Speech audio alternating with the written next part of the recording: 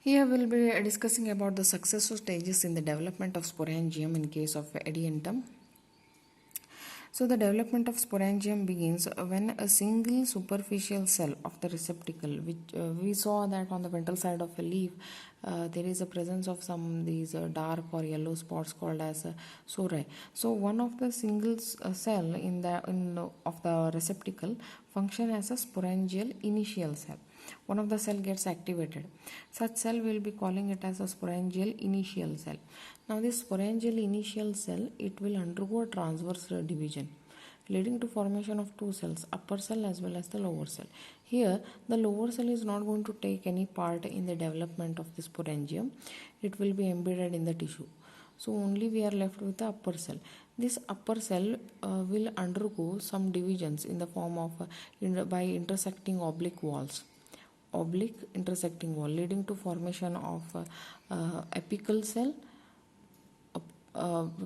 at the tip with the cutting phases. So structure with the apical cell and the cutting phases are developed. Now this apical cell will undergo a periclinal division, which is somewhat curved. This division leads to one periclinal division, which is somewhat curved, leads to formation of the two cells. The outer cell is jacket initial, whereas the inner cell is archisporial cell. Now this jacket initial cell, it is further undergo divisions in an anticlinal manner. That is a division perpendicular to the cells. Anticlinal division leads to formation of a single layered jacket, which is the outermost part of the sporangium. Now the archisporial cell, they will undergo division, lead to formation of what is called as a primary sporogenous cell and tapetal cells. Actually these are tapetal initial cell. Jacket initial, they form the jacket, single layered jacket by anticlinal division. This archisporial cell, they divide in all possible planes to lead a mass of cells. These mass of cell, inner mass of cell is called as primary sporogenous cell, whereas the outer mass of cell leads to formation of a tapetal initial cells.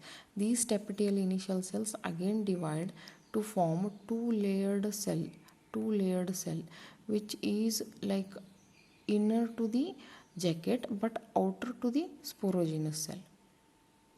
Clear? This sporogenous cell is in the center. Next to sporogenous we have two layered tapetal layer. Next to two layered tapetal layer we have the jacket. This tapetal layer function is to provide nourishment, nutrient to the growing spores. So these primary sporogenous cells, they will divide and redivide to form about some 12 to 16 spore mother cells. These spore mother cells are going to draw the nutrient from the tapetal layer. When they are mature, they are going to undergo division, meiotic division, leading to formation of the spores, which are haploid in nature.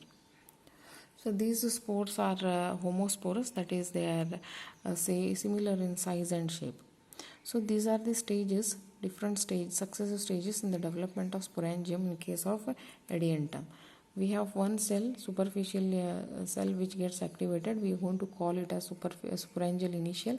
It is going to undergo division, leading to formation of the two cells. The lower cell won't take part in the division.